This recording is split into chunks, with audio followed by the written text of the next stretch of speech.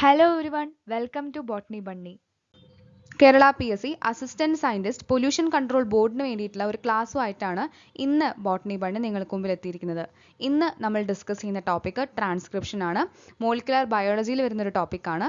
ഇതിനു മുന്നേ നമ്മൾ ഡി എൻ എ റെപ്ലിക്കേഷനെ കുറിച്ചൊരു വീഡിയോ ചെയ്തിട്ടുണ്ടായിരുന്നു. അപ്പോൾ അത് കാണാത്തവരുണ്ടെങ്കിൽ നമ്മുടെ പ്ലേലിസ്റ്റ് ഒന്ന് വിസിറ്റ് ചെയ്താൽ നിങ്ങൾക്ക് അതിൻ്റെ ക്ലാസ് കാണാനായിട്ട് സാധിക്കും. അപ്പോൾ അത് കണ്ടതിന് ശേഷം മാത്രം ഈ ഒരു വീഡിയോ കാണാനായിട്ട് ശ്രദ്ധിക്കുക.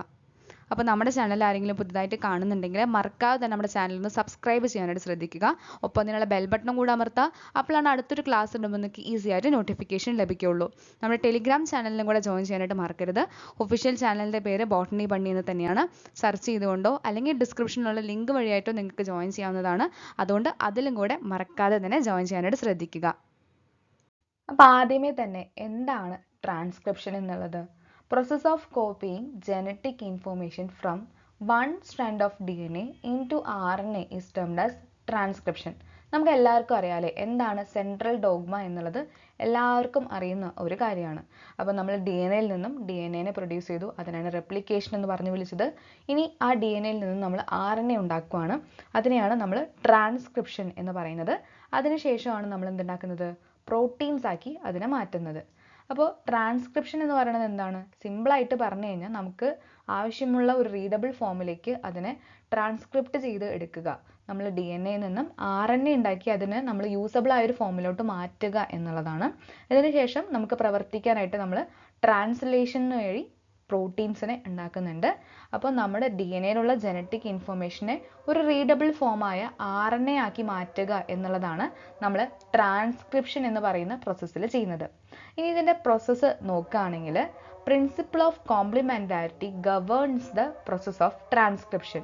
ഇപ്പോൾ അഡിനോസിൻ എന്ന് പറയുന്ന ആ ഒരു ബേസ് എന്ന് പറയുന്നത് ബേസ് പെയർ ചെയ്യുന്നത് യുറാസിലുമായിട്ടാണ്. നമുക്കറിയാലേ നമ്മളിവിടെ ഉണ്ടാക്കുന്നത് ആരെയാണ്?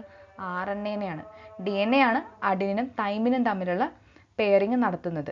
ഇപ്പോൾ ഇവിടെ നമ്മൾ ഉണ്ടാക്കുന്നത് ആർ എൻ എ ആയതുകൊണ്ട് തന്നെ ഇനി നമ്മുടെ അഡിനോസിൻ പോയി പെയർ ചെയ്യാൻ പോകുന്നത് യുറാസിലുമായിട്ടാണ്. ഇവിടെ തൈമിനായിട്ടല്ല ബേസ് പെയറിങ് ഫോം ചെയ്യുന്നത്. അപ്പോൾ ഈ ഒരു ചെറിയ ചെറിയ കൺസെപ്റ്റ് ഒക്കെ ഒന്ന് ക്ലിയർ ആക്കുക. നമ്മൾ ഡി എൻ എ റെപ്ലിക്കേഷനിൽ നിന്നും ട്രാൻസ്ക്രിപ്ഷനിലോട്ട് വന്നിട്ടുണ്ട് അല്ലേ? അപ്പോൾ അതിൻ്റെതായ ചേഞ്ചുകൾ എന്തൊക്കെയാണ് വന്നിരിക്കുന്നതെന്ന് ക്ലിയർ ആയിട്ട് മനസ്സിലാക്കാം. അപ്പോൾ റെപ്ലിക്കേഷനെ പോലെയല്ല നമുക്ക് total D N A of organism ആണ് ഡി എൻ എ റെപ്ലിക്കേഷൻ ചെയ്യുമ്പോൾ ഡ്യൂപ്ലിക്കേറ്റഡ് ആവുന്നത് അല്ലേ? പക്ഷെ ഇവിടെ ട്രാൻസ്ക്രിപ്ഷൻ നടക്കുമ്പോൾ ഒരു segment of D N A മാത്രമാണ് യൂസ് ചെയ്യുന്നത്. ആ ഡി എൻ എയിൽ നിന്നാണ് മറ്റൊരു copy of R N A നമ്മൾ ഉണ്ടാക്കുന്നത്. നമുക്ക് ആവശ്യമുള്ള ഒരു ലാംഗ്വേജിൽ ട്രാൻസ്ക്രിപ്റ്റ് ചെയ്തിട്ടാണ് നമ്മളിവിടെ ആർ എൻ എനെ ഉണ്ടാക്കുന്നത്.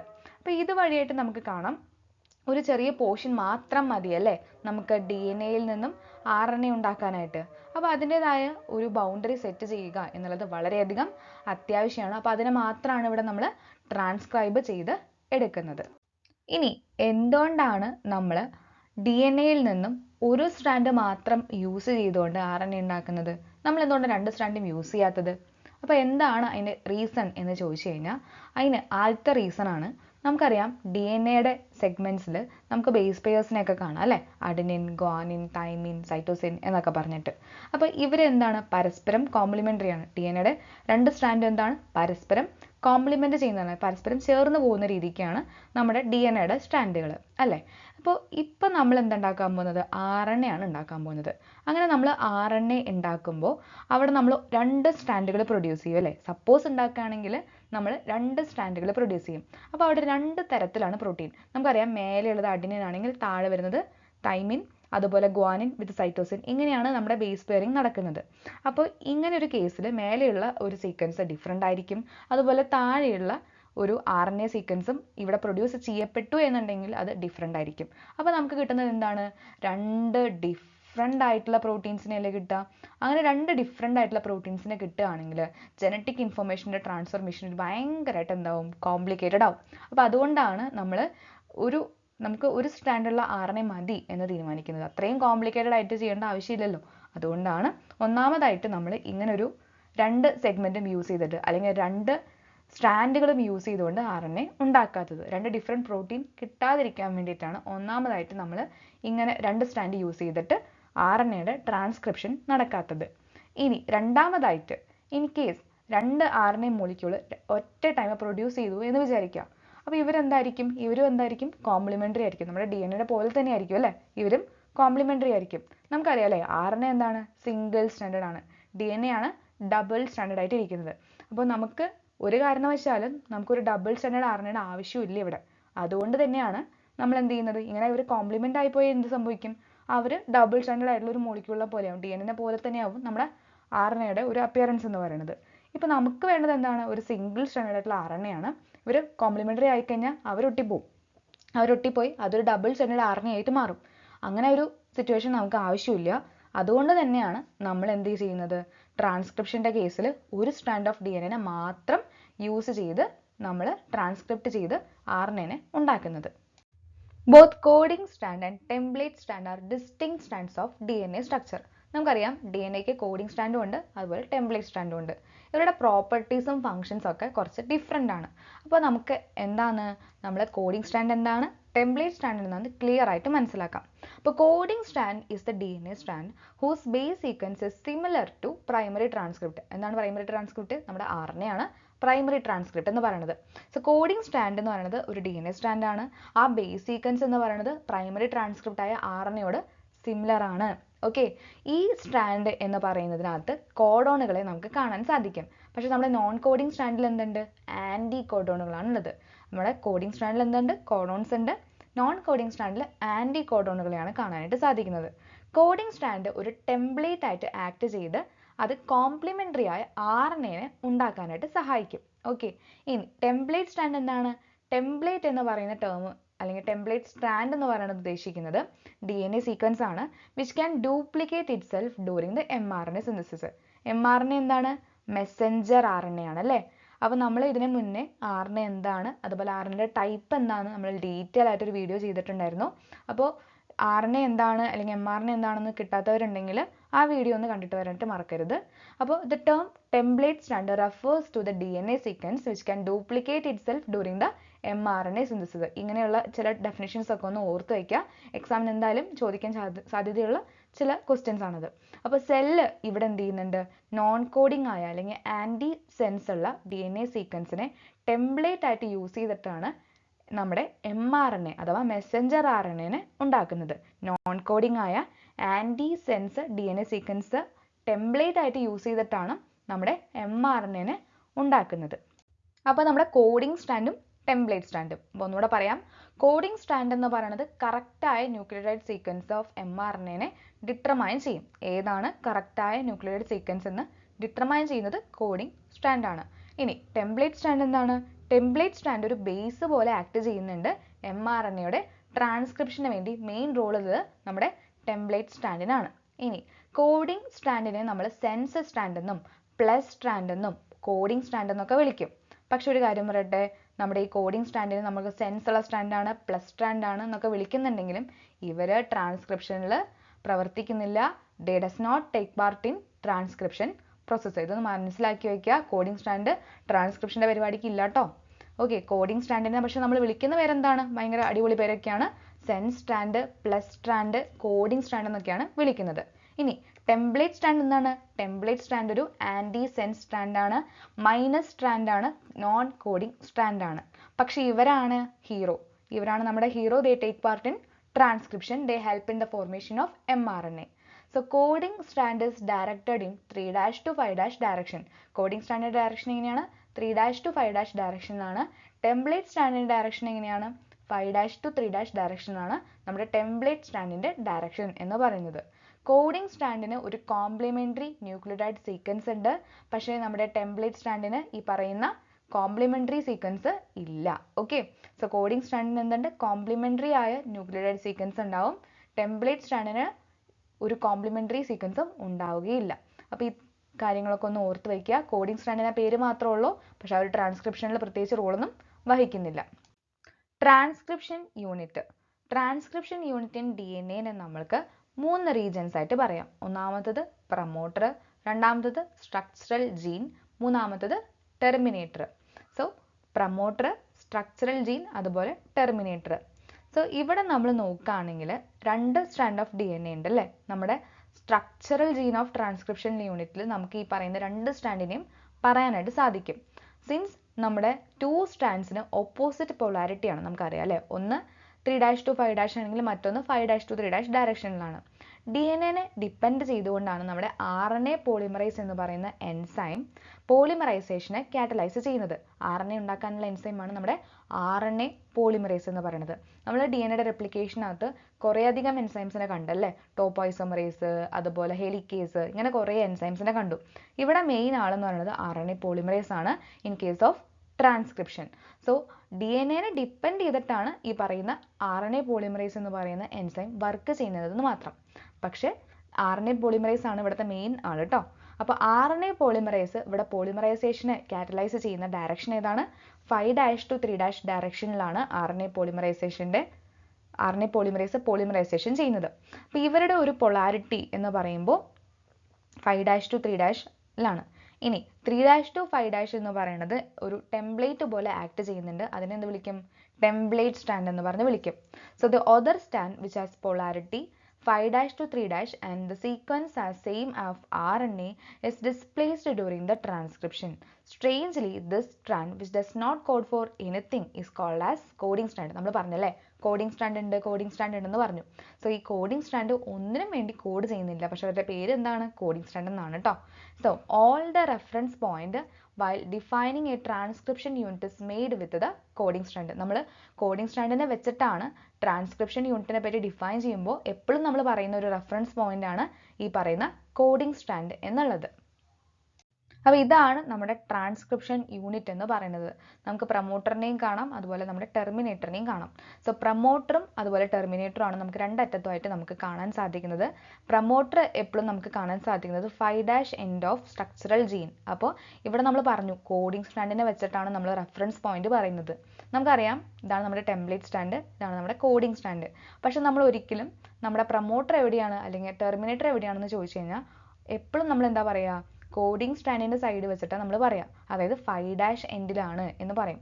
ഓക്കെ, സ്ട്രക്ചറൽ ജീനിന്റെ 5' എൻഡിലാണ് എന്ന് പറയും. അത് നമ്മുടെ കോഡിംഗ് സ്ട്രാൻഡിനെ ഒരു റെഫറൻസ് ആക്കി എടുത്തിട്ടാണ് പറയുന്നത്. വേണമെങ്കിൽ നമുക്ക് പറയാം 3' end of ടെംപ്ലേറ്റിലാണ് നമുക്ക് കാണാൻ സാധിക്കുന്നതെന്ന്. പക്ഷെ വെറുതെ ഇരിക്കുന്ന കോഡിംഗ് സ്ട്രാൻഡിന് നമുക്കൊരു റെഫറൻസ് കൊടുക്കാൻ വേണ്ടിയിട്ടാണ് നമ്മൾ 5' end of കോഡിംഗ് സ്ട്രാൻഡിൽ നമുക്ക് ഈ പ്രൊമോട്ടറെ കാണാം എന്ന് പറഞ്ഞ് വിളിക്കുന്നത്. സോ ഈ നടുക്കുള്ള ഒരു പോർഷനെയാണ് നമ്മൾ എന്ത് വിളിക്കുന്നത്? സ്ട്രക്ചറൽ ജീൻ എന്ന് പറഞ്ഞ് വിളിക്കുന്നത്. So DNA sequence that provides a binding site for RNA polymerase and its presence of promoter in a transcription unit that also defines template and the coding strand. നമുക്ക് കാണാം പ്രൊമോട്ടർ. എന്തിനാണ് promoter എന്ന് പറയുന്നത്? പ്രൊമോട്ടറിലാണ് എവിടെയാണ് നമ്മുടെ ട്രാൻസ്ക്രിപ്ഷൻ നടക്കുന്നത് എന്ന് പറയാനായിട്ട് സാധിക്കുന്നത് നമ്മുടെ പ്രൊമോട്ടർ വെച്ചിട്ടാണ്. സോ പ്രൊമോട്ടർ എന്നാണ് നമ്മുടെ ട്രാൻസ്ക്രിപ്ഷൻ എന്ന് പറയുന്ന പ്രോസസ്സ് സ്റ്റാർട്ട് ചെയ്യുന്നത്. So by switching its position with terminator the definition of coding and template stand could be reversed. നമ്മൾ ഇപ്പോൾ ഇൻ കേസ് നമ്മുടെ ടെർമിനേറ്ററിന്റെ പൊസിഷനൊക്കെ മാറ്റിക്കഴിഞ്ഞാൽ നമുക്ക് വേണമെങ്കിൽ കോഡിംഗ് സ്റ്റാൻഡിൻ്റെയും ടെംപ്ലേറ്റ് സ്റ്റാൻഡിൻ്റെയും ഡെഫിനിഷനൊക്കെ മാറ്റി പറയാനായിട്ട് സാധിക്കും. പക്ഷെ നമുക്ക് അതിൻ്റെ ആവശ്യമില്ല, ഒരുപാട് കോംപ്ലിക്കേറ്റ് ചെയ്യേണ്ട, ഇത്രയും മനസ്സിലാക്കിയാൽ മതി. പ്രൊമോട്ടറിന്റെ ലൊക്കേഷൻ ചോദിച്ചാൽ നമ്മൾ എന്ത് പറയും? 5' end എന്ന് പറയും. 5' end എന്തിനെ വെച്ചിട്ടാണ് പറയുന്നത്? കോഡിംഗ് സ്റ്റാൻഡിന്റെ ആ ഒരു പൊസിഷൻ വെച്ചിട്ടാണ് നമ്മളത് പറയുന്നത്. ഇവിടെ നമ്മൾ റെഫർ ചെയ്യുമ്പോൾ എപ്പോഴും കോഡിംഗ് സ്റ്റാൻഡിനെയാണ് പറയുന്നത്, ടെംപ്ലേറ്റ് സ്റ്റാൻഡിനെ യൂസ് ചെയ്യുന്നില്ല. ഓക്കെ, ഇനി ടെർമിനേറ്റർ എവിടെയാണ് ലൊക്കേറ്റ് ചെയ്തിരിക്കുന്നത് ചോദിച്ചാൽ എന്ത് പറയണം? ടെർമിനേറ്റർ ലൊക്കേറ്റ് ചെയ്തിരിക്കുന്നത് 3' end ഡൗൺ സ്ട്രീം, താഴത്തോട്ട് പോകുമ്പോൾ നമുക്ക് 3' എൻഡിലാണ് നമുക്ക് കാണാൻ സാധിക്കുന്നത് of the coding stand. Okay, so it usually defines the end of transcription process. Transcription process end ചെയ്യുന്നത് എവിടെയാണ്? ടെർമിനേറ്റർ. ആ പേര് കേൾക്കുമ്പോൾ തന്നെ അറിയാം അല്ലേ, ടെർമിനേറ്റ് ചെയ്യുന്ന സ്ഥലമാണ് നമ്മുടെ ടെർമിനേറ്റർ. അപ്പോൾ ഇവിടെയാണ് എൻഡ് ചെയ്യുക. പ്രൊമോട്ടർ വെച്ചിട്ടാണ് സ്റ്റാർട്ട് ചെയ്യുക. നടുക്ക് നമ്മുടെ സ്ട്രക്ചറൽ ജീൻ കാണാം. എൻഡ് ചെയ്യുമ്പോൾ നമ്മൾ ടെർമിനേറ്റർ വെച്ചിട്ട് എൻഡ് ചെയ്യും. ഇവരുടെ പൊസിഷൻ എങ്ങനെ പറയണം? കോഡിംഗ് സ്റ്റാൻഡിനെ റെഫർ ചെയ്തുകൊണ്ട് പറയണം. 5' എൻഡിൽ പ്രൊമോട്ടറും 3' എൻഡിൽ നമ്മുടെ ടെർമിനേറ്ററും. അപ്പോൾ ട്രാൻസ്ക്രിപ്ഷനെ കുറിച്ച് ഒരു ബേസിക് ഐഡിയ നിങ്ങൾക്ക് എല്ലാവർക്കും കിട്ടിക്കാണെന്ന് വിചാരിക്കുന്നു. അപ്പോൾ നമ്മൾ ഇന്ന് പഠിച്ച ക്ലാസ്സിനെ ബേസ് ചെയ്തുകൊണ്ട് നമുക്ക് ചില ക്വസ്റ്റ്യൻസ് നോക്കാം. കഴിഞ്ഞ ക്ലാസ്സിൽ നമ്മൾ ഡിസ്കസ് ചെയ്ത ക്വസ്റ്റ്യൻസും നമ്മളിവിടെ ആൻസേഴ്സ് പറയുന്നതായിരിക്കും. Which of the following enzymes separates the two strand of DNA during replication? DNA റെപ്ലിക്കേഷൻ്റെ സമയത്ത് DNAയുടെ രണ്ട് സ്റ്റാൻഡിങ്ങളെയും സെപ്പറേറ്റ് ചെയ്യുന്ന എൻസൈം ഏത് എന്നുള്ളതാണ് നമ്മുടെ ചോദ്യം. So option A gyrase, option B topoisomerase, option C helicase, option D DNA polymerase. Option C helicase ആണ് ശരിയായ ഉത്തരം എന്ന് പറയുന്നത്. Question number 2. Which of the following is used in DNA replication studies? Option A. Neurospora crassa. Option B. Drosophila melanogaster. Option C. Escherichia coli. Option D. Pneumococcus. So, option C. Escherichia coli ആണ് ശരിയായ ഉത്തരം. Question number 3. DNA polymerase synthesizes in ഏത് ഡയറക്ഷനിലാണ് എന്നുള്ളതാണ് ചോദ്യം. അപ്പോൾ ഏത് ഡയറക്ഷനിലാണ് കൂടാതെ എന്തിനെയാണ്? So, option A. DNA in 5' to 3' direction. Option B. DNA in 3' to 5' direction. Option C. mRNA in 3' to 5' direction. Option D. mRNA in 5' to 3' direction. So, DNA polymerase synthesize ചെയ്യുന്നത് DNA നെയാണ്. അതും 5' to 3' ഡയറക്ഷനിലാണ് സിന്തസിസ് ചെയ്യുന്നത്. Question number 4. 3' to 5' phosphodiester linkage joins. Option A. 2 DNA strands. Option B. 2 nucleotides. Option C. A nitrogen base with pentose sugar. Option D. 2 nucleosides. So, option B. 2 nucleotides ആണ് ശരിയായ ഉത്തരം എന്ന് പറയുന്നത്. Question number 5. The fragments of DNA are joined together by which of the following enzymes? Option A. Endonuclease. Option B. DNA polymerase. Option C. Primase. Option D. Ligase. Option D. Ligase ആണ് ശരിയായ ഉത്തരം എന്ന് പറയുന്നത്. അപ്പോൾ നമ്മൾ കഴിഞ്ഞ ക്ലാസ്സിൽ discuss ചെയ്ത ചോദ്യങ്ങളുടെ ഉത്തരങ്ങൾ നമ്മൾ ഡിസ്കസ് ചെയ്തിട്ടുണ്ട്. അപ്പോൾ ഇന്നത്തെ ക്ലാസ്സിനെ ബേസ് ചെയ്തുകൊണ്ടുള്ള ക്വസ്റ്റ്യൻ ആണ്. ഒന്നാമത്തെ ചോദ്യം. The enzyme required for transcription is. Transcription ആവശ്യമായിട്ടുള്ള എൻസൈം ഏതാണ്? Option A RNase. Option B DNA polymerase. Option C RNA polymerase. Option D restriction enzymes. ശരിയായ ഉത്തരം എന്താണെന്നുള്ളത് മറക്കാതെ വീഡിയോയ്ക്ക് താഴെ കമൻറ്റ് ചെയ്യുക. Question number 2. Transcription is the transfer of genetic information from option A. DNA to RNA. Option B. DNA to mRNA. Option C. mRNA to tRNA. Option D. tRNA to mRNA. So, transcription എന്ന് പറയുന്നത് എന്താണ്? Transcription is a genetic information transfer from dash to dash. അപ്പോൾ ഇത് ഏതാണെന്നുള്ളതും നിങ്ങൾ വീഡിയോയ്ക്ക് താഴെ comment ചെയ്യുക. നിങ്ങളുടെ കേരള PSC എക്സാം ഈസി ആക്കുന്നതിനായിട്ട് ബോട്ടണി ബണ്ണി നിങ്ങൾക്കായിട്ടൊരു സ്റ്റഡി ഗ്രൂപ്പ് ഫോം ചെയ്തിട്ടുണ്ട്. നമ്മൾ ടെലിഗ്രാമിലായിരിക്കും ആ ഒരു സ്റ്റഡി ഗ്രൂപ്പ് നിങ്ങൾക്ക് കാണാനായിട്ട് സാധിക്കുക. അപ്പോൾ അതിനായിട്ട് നിങ്ങൾ ഇത്രമാത്രം ചെയ്യേണ്ടതുള്ളൂ. നിങ്ങളുടെ പേയ്മെന്റ് ഇന്ന് തന്നെ അടയ്ക്കുക. നിങ്ങളുടെ പ്രൈവറ്റ് ഗ്രൂപ്പ് ലിങ്ക് നേടുക. നമ്മുടെ സ്റ്റഡി ഗ്രൂപ്പിന്റെ പ്രത്യേകത എന്തെന്ന് വെച്ച് കഴിഞ്ഞാൽ നമ്മൾ സ്റ്റഡി പ്ലാൻ വീഡിയോ ചെയ്തിട്ടുണ്ട്. അത് കാണാത്തവരുണ്ടെങ്കിൽ അത് പോയി ഒന്ന് കണ്ടിട്ട് വരാനായിട്ട് ശ്രദ്ധിക്കുക. അപ്പോൾ ആ ഒരു പ്ലാൻ അനുസരിച്ചിട്ടായിരിക്കും നമ്മൾ ഡെയിലി ഓരോ ടോപ്പിക്സും കവർ ചെയ്യുന്നത്. PDF മെറ്റീരിയൽസും ഇത് കൂടാതെ daily at the end of the day നമ്മൾ MCQ പ്രാക്ടീസ് ചെയ്യുന്നുണ്ടായിരിക്കും. ക്വസ്റ്റ്യൻ ഫോർമേഷൻ എന്ന് പറയുന്നത് പുതിയ കേരള PSC പാറ്റേൺ അനുസരിച്ചിട്ടായിരിക്കും. സ്റ്റേറ്റ്മെന്റ് ക്വസ്റ്റ്യൻസും നമ്മൾ ഇൻക്ലൂഡ് ചെയ്യുന്നുണ്ട്. ഇതല്ലാതെ നിങ്ങൾക്ക് additional study materials, dedicated doubt clearance, study പ്ലാനിന്റെ റിമൈൻഡേഴ്സ്, റിവിഷൻ ഓറിയന്റഡ് അനാലിസിസും നമ്മൾ പ്രൊവൈഡ് ചെയ്യുന്നുണ്ട്. റിവിഷൻ ഡേയ്സിൽ നിങ്ങൾക്ക് ഒരു റിവിഷൻ ടെസ്റ്റ് നമ്മൾ അറേഞ്ച് ചെയ്തിട്ടുണ്ട്. അപ്പോൾ ആ ഒരു ടെസ്റ്റിൽ നിങ്ങൾക്ക് പാർട്ടിസിപ്പേറ്റ് ചെയ്യാം. നിങ്ങളുടെ പ്രിപ്പറേഷൻ എത്രത്തോളം സ്ട്രോങ് ആണെന്ന് നിങ്ങൾക്ക് അനലൈസ് ചെയ്യാൻ വേണ്ടിയിട്ടാണ് നമ്മൾ റിവിഷൻ ഡേ കീപ്പ് ചെയ്തിരിക്കുന്നത്. ഒരു 5 ദിവസം കൂടുമ്പോൾ നമ്മൾ റിവിഷൻ ഡേയ്സ് കീപ്പ് ചെയ്തിട്ടുണ്ട്. 5-6 ടോപ്പിക്ക് പഠിച്ച് കംപ്ലീറ്റ് ചെയ്തതിന് ശേഷമായിരിക്കും റിവിഷൻ ഡേയ്സ് ഉണ്ടായിരിക്കുക. ആ റിവിഷൻ ഡേയ്സിലായിരിക്കും ഈ പറയുന്ന ടെസ്റ്റ് നിങ്ങൾക്ക് അവൈലബിൾ ആയിരിക്കുക. അപ്പോൾ ആ ടെസ്റ്റിൻ്റെ റിസൾട്ട്സും നമ്മളെ ഗ്രൂപ്പിൽ പബ്ലിഷ് ചെയ്യുന്നുണ്ടായിരിക്കും. അപ്പോൾ നിങ്ങൾക്ക് എഫക്റ്റീവ് ആയിട്ടുള്ള പ്രിപ്പറേഷന് ഈ ഒരു സ്റ്റഡി ഗ്രൂപ്പ് അത്രയധികം യൂസ്ഫുൾ ആയിരിക്കും. അപ്പോൾ ആവശ്യമുള്ളവർ പെട്ടെന്ന് തന്നെ ജോയിൻ ചെയ്യാനായിട്ട് ശ്രദ്ധിക്കുക. നമ്മുടെ സ്റ്റഡി ഗ്രൂപ്പിൽ ജോയിൻ ചെയ്യാനായിട്ടും PDF-ഉം മെറ്റീരിയൽസും അതുപോലെ പ്രാക്ടീസ് ക്വസ്റ്റ്യൻസ് അവൈൽ ചെയ്യാനും റിവിഷൻ ടെസ്റ്റ് ലഭിക്കാനുമായിട്ട് നിങ്ങൾ 3 സ്റ്റെപ്സ് ആണ് ചെയ്യാനുള്ളത്. നിങ്ങളുടെ പേയ്മെൻറ്റ് തന്നിരിക്കുന്ന നമ്പറിലോട്ട് അയക്കുക. അതിനുശേഷം അതിൻ്റെ സ്ക്രീൻഷോട്ട് നമ്മുടെ വാട്സപ്പിലോട്ടോ അല്ലെങ്കിൽ ടെലിഗ്രാമിലോട്ടോ നിങ്ങൾക്ക് ഷെയർ ചെയ്യാം. അങ്ങനെ ഷെയർ ചെയ്യുമ്പോൾ കോഴ്സിൻ്റെ പേരും കൂടെ സ്പെസിഫൈ ചെയ്ത് അയക്കാനായിട്ട് മറക്കാതിരിക്കുക. കാരണം നമ്മൾ 3 കോഴ്സുകളാണ് ഹാൻഡിൽ ചെയ്യുന്നത്. അതുകൊണ്ട് മാറിപ്പോവാതിരിക്കാൻ വേണ്ടിയിട്ടാണ് കോഴ്സിൻ്റെ പേര് മറക്കാതെ തന്നെ സ്പെസിഫൈ ചെയ്ത് നമുക്ക് അയക്കേണ്ടതുണ്ട്. അപ്പോൾ ഫർദർ ഡീറ്റെയിൽസും പേയ്മെൻറ്റിനുമായിട്ട് നിങ്ങൾക്ക് നമ്മൾ തന്നിരിക്കുന്ന നമ്പറിലോട്ട് കോൺടാക്റ്റ് ചെയ്യുകയോ അല്ലെങ്കിൽ വാട്സപ്പ് ചെയ്യുകയോ ചെയ്യാവുന്നതാണ്. മിനിമൽ ആയിട്ടുള്ള കോസ്റ്റാണ് ഈ സ്റ്റഡി ഗ്രൂപ്പിന് ഉണ്ടായിരിക്കുക. അപ്പോൾ ജോയിൻ ചെയ്യാൻ താല്പര്യമുള്ളവർ പെട്ടെന്ന് തന്നെ നമ്മുടെ ഗ്രൂപ്പിലോട്ട് ജോയിൻ ചെയ്യാനായിട്ട് ശ്രദ്ധിക്കുക. അക്കൗണ്ട് ഡീറ്റെയിൽസ് ഇവിടെ പ്രൊവൈഡ് ചെയ്യുന്നുണ്ട്. അങ്ങനെ ട്രാൻസാക്ഷൻ ചെയ്യണമെന്നുള്ളവർക്ക് അങ്ങനെയും ട്രാൻസാക്ഷൻ ചെയ്യാവുന്നതാണ്. വീഡിയോസ് ഒക്കെ നിങ്ങൾക്ക് ഉപകാരപ്രദമാവുന്നുണ്ടെങ്കിൽ തീർച്ചയായും വീഡിയോസ് ഒന്ന് ലൈക്ക് ചെയ്യുക, ഷെയർ ചെയ്യുക, സബ്സ്ക്രൈബ് ചെയ്യുക. ബെൽ ബട്ടൺ അമർത്തുമ്പോൾ ഓൾ എന്നുള്ള ഓപ്ഷൻ എനേബിൾ ചെയ്യാനായിട്ട് മറക്കരുത്. അപ്പോഴാണ് നമ്മൾ അടുത്ത ക്ലാസ് ഇടുമ്പോൾ പെട്ടെന്ന് തന്നെ നിങ്ങൾക്ക് നോട്ടിഫിക്കേഷൻ വരിക. അപ്പോൾ നിങ്ങൾക്ക് എന്തെങ്കിലും ഡൗട്ട്സ് ഉണ്ടെങ്കിലും സജഷൻസ് ഉണ്ടെങ്കിലും നിങ്ങൾക്ക് ഈ വീഡിയോയ്ക്ക് താഴെ കമൻറ്റ് ചെയ്യാവുന്നത്. മറക്കാതെ തന്നെ നിങ്ങളുടെ ആൻസേഴ്സ് നിങ്ങൾ വീഡിയോയ്ക്ക് താഴെ കമൻറ്റ് ചെയ്യുക. അടുത്തൊരു വീഡിയോ ആയിട്ട് കാണുന്നത് വരെ it's me your bunny signing off. Thank you.